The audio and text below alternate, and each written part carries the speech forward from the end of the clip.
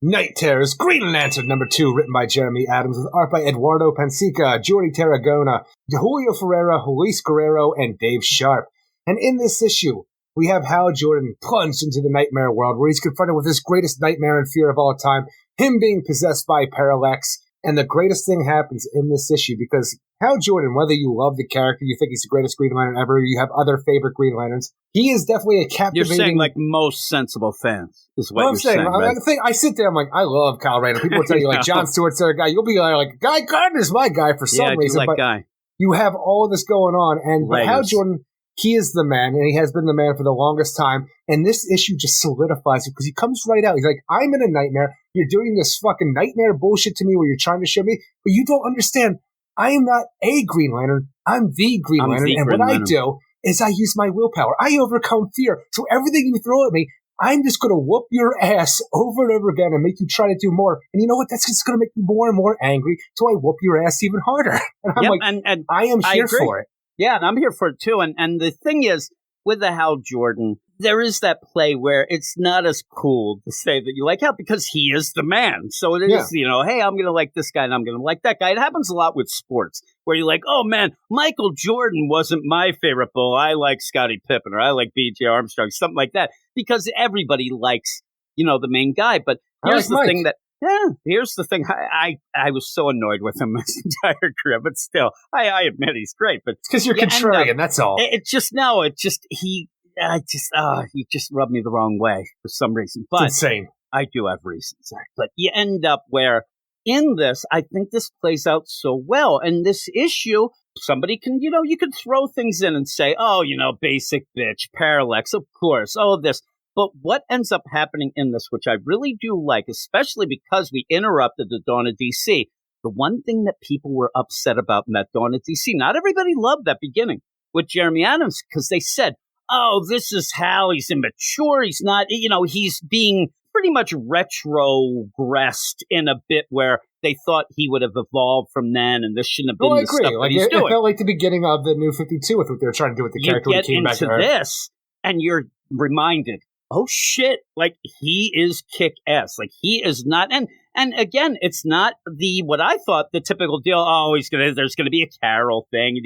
No, he's going against his fears in here, and he's going for it, and you keep getting that little hint that will be followed up when we get back to the Dawn of DC, what happened to Kilowog, and I think is one of the biggest really disappointments of this issue, and I know you don't want to freaking let the cat out of the bag during Night Terrors, right? But when you talk about what's going on with Kilowog and stuff like that, and the idea that he might be dead, I'm like, you're not doing enough, because boy, I want to know what this mystery is. The funny play is, I guarantee you there's Jeremy Adams, he's writing this, and he's kind of conflicted. First off, these are their own Night Terrors numbered issues. I don't know how they're going to collect them in a trade. It's probably going to be in the Night Terrors trade. Yeah, so you're not going to want to do that.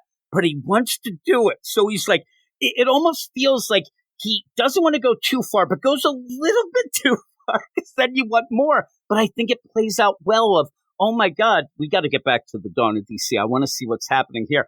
And out of nowhere, from nobody else, I think, in this whole play, you do end up Hal waking up and reacting and saving everybody around him because of him waking up in that airplane, which was crazy. And I'm like, okay, Damian said 2 hours. We have this. Everybody's doing the other thing. But I could say the autopilot hit on when they went, and it's just flying around and stuff like that.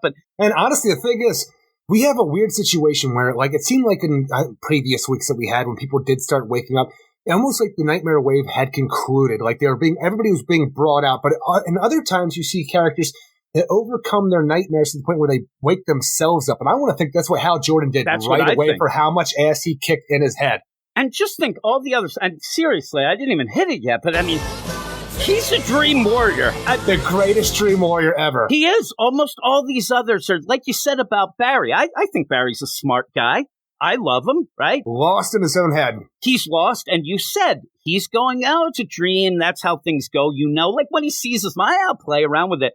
Hal, and this is just like willpower spiking. Yeah, and willpower spiking, and just like the idea of, and just the idea that right away the nightmare is scared of him. I'm like, all right, here we go. When I'm reading this book and you have Hal presented with his, like, his version of Parallax back in the 90s and stuff like that, and it's like, oh, buddy, you picked the wrong planet and the wrong person to try and scare. It's like, what are you doing? It's like, those weren't fears you found. Those were moments when I was faced with a choice, the worry about what might happen next, or the push the throttle forward and fly into the sky, and just starts walloping on these nightmare versions of himself, even to the point where he just kicks his ass, like it almost like punches it out of the scenario of the dream to where you get to a new scenario, and it just keeps trying, like, here's Parallax, here's Ab and Sur. That's not working because he keeps getting his ass kicked. Well, here's your dead parents and stuff like that. Like, you're just making me angrier and angrier to the point where Insomnia, it's himself. And the thing is, I want to say it's Insomnia, but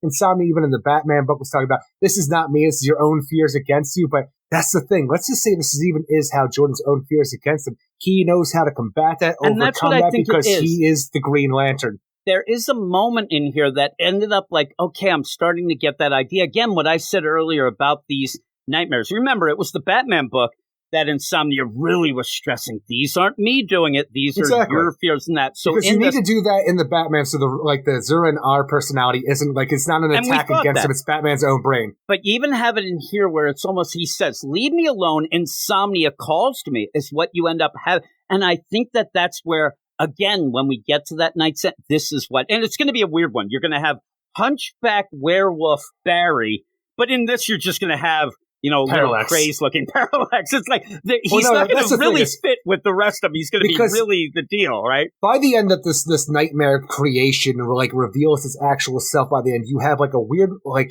black armored-up Parallax, like, with the shoulder pads. That's what I think it is. Which looks like red angel wings, a red mask, and, like, vampire fangs and vampire claws. So, like, that is what I have to assume is the nightmare creation here. And here's the thing. For some reason, this didn't confuse me in a way that I think it did with us with the Ravager book, when you ended up saying, oh, that's, this murder man.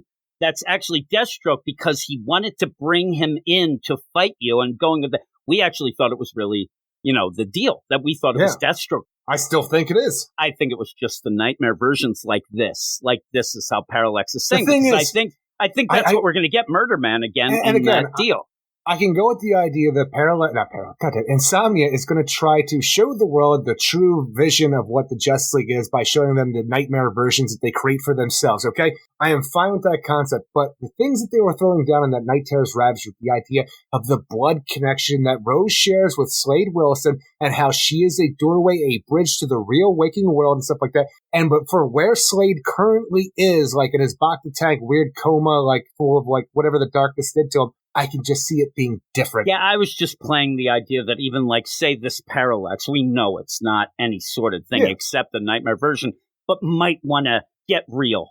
Get real with the kids. Get it's real, like, say, Parallax. I want to get through this and I want to pop out of here and whatnot. But like you said, what I really like is that progression where you end up where it does seem the nightmares are really scrambling at one point. Like, oh no, I better be having Sir here and act like throw shade. Oh, that didn't work. I better be the family. But then it does end up bringing up Kilowog and the whole thing. Oh, you know what happened on and that does pull, Hal off a little. And he actually even says, "Oh, I got to a nerve there." But he ends up being able to fight back. Well, even the point when he is fighting back, and even like where the nightmare itself is scared, and Hal is done. Hey, scaredy monster, we aren't done yet. Hal becomes the villain of the story where the victim is the nightmare monster. That's the best. And even like it's trying as hard as it can. It shows him the funeral of his father again, where now everybody is a terrible zombie man. And what Hal Jordan does is he becomes Ash Williams from the Evil Dead series, where he's got chainsaw constructs, some fucking shotgun constructs, and he's just tearing apart some dead-eye asses, and it's amazing to look at. And you end up, because we were even talking about, what was it, Philip Kennedy Johnson was the one who went with the Freddy Krueger deal. And we thought, okay, you're playing, you're having fun. And that's what I like about this. It is fun, but fun in the way of watching a horror movie. And like you said, the call and comes watching from within the hero nightmare. Overcome us, because that's one of the biggest problems, where we have our heroes who are smart people. That's why we love to read about them.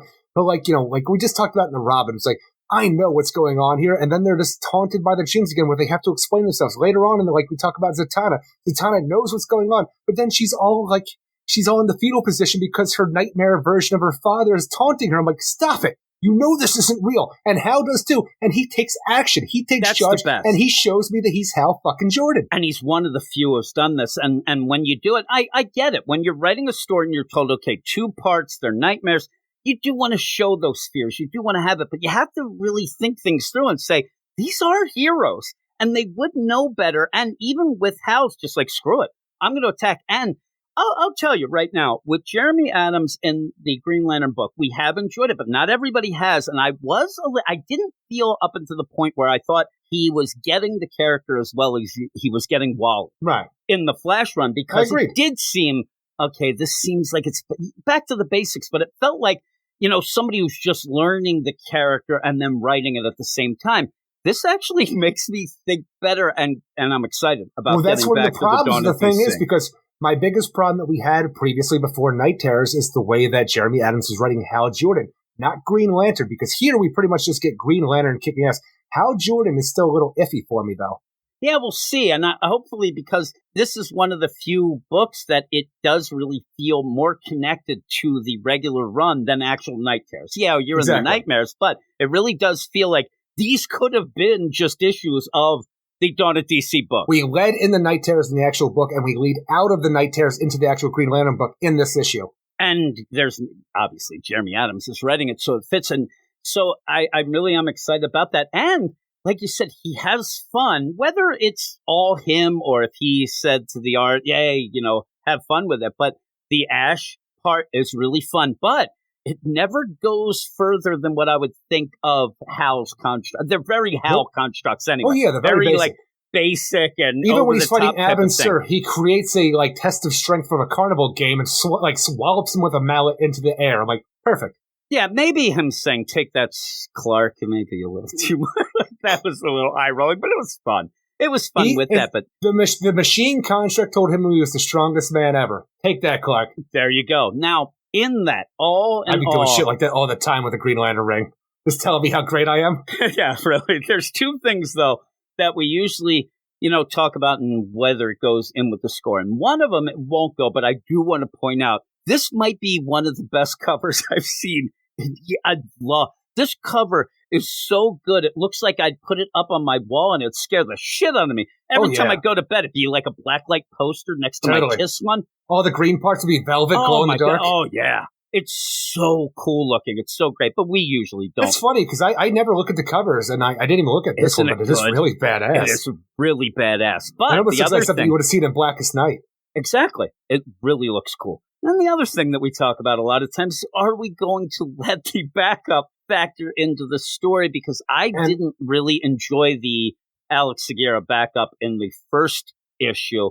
I was confused with what was going on. Then you get to this and it becomes just bad. It's just basic bitch bad. We get done the Hal Jordan story and we jump into our backup that's written by Alex Segura with art by Mario Foccillo, Prasad Rao, and Dave Sharp. And it's for some reason, it's so weird to have a Sinestro backup in this book, because we know that Sinestro was in the Green Lantern book. We saw him sitting there freaking with a scowl on his face and a bar, but that's pretty much all we know of the character. So the idea that we have Sinestro on Earth, part of Night Terrors, where he's facing good versions of himself and bad versions of himself, wanting to know, how can you be this if you're that? How can you be that if you're this? And ultimately him waking up saying, I know exactly what I am. And I'm sitting there, I'm like, we don't know what's going on with Sinestro right now or anything from his past before this Green Lantern series. So this, more than most things in Night Terrors, means absolutely nothing to the reader because you can't glean anything. No, you can't. And you actually gave a little bit of a benefit. I remember the first issue because you said it. Remember when you had Sinestro and he's walking down the street and people are like, hey there, buddy, get the hell out of my way. And the fear of Sinestro is actually not being feared. That would be his nightmare. And you said, that's pretty cool. And then it went, this is what we get in here visually and even the story is what I really fear that we're going to get a lot of from like a Cy Spurrier Flash coming back in September. Shit like this that is wonky and wacky to be wacky. But at one point, he's trying to figure out what's going on. He says, I think it might be my daughter. No, it can't be. Until next page, he goes, oh, shit, it is. And then all of a sudden he wakes up and says, I'm back, baby. I'm like, I don't even know what the fuck happened. Well, it's even so confusing having the Nightmare of Sornik here who wants to take her father down, because when you first see her, she's a Green Lantern, and then she transforms into a monstrous version of a Yellow Lantern. And where we've had her previously, that at one point she became the leader of the Sinestro Corps. She stopped being a Green Lantern, and then other people decided like they didn't know that from reading, or they just decided that she was a Green Lantern again. So we had this back and forth. We don't know what's currently going on with Sornik after she had her spat with Kyle Rayner. No, I don't think we're going to see her Night's End at all. You don't think that monstrosity, like one little page with her and again, there? And what does that do for Insomnia, where he wants to show the Justice League as monsters? I don't know. Yeah, it really doesn't. So I guess that's not the case. But Sinestro maybe, wakes up I don't know. In the rain. I know who I am now, and I've always been, and it's time to let the world know, too. I'm like, what does that do for me? But Eric, it says the end? I hope. But here's if you end up continuing the Sinestro backups, that we will. That's fine. This doesn't really do anything for those. There's nothing like I'm thinking anything different. We didn't have Sinestro backups previously, did we? Yeah, we did. Well, no, actually, no, because it was just part of the main story. I'm thinking of just this. He was in that bar scowling. Yeah, remember, I sent you that one review, and the one guy's like, I don't know who this red dude is. But he ain't happy. He's not happy.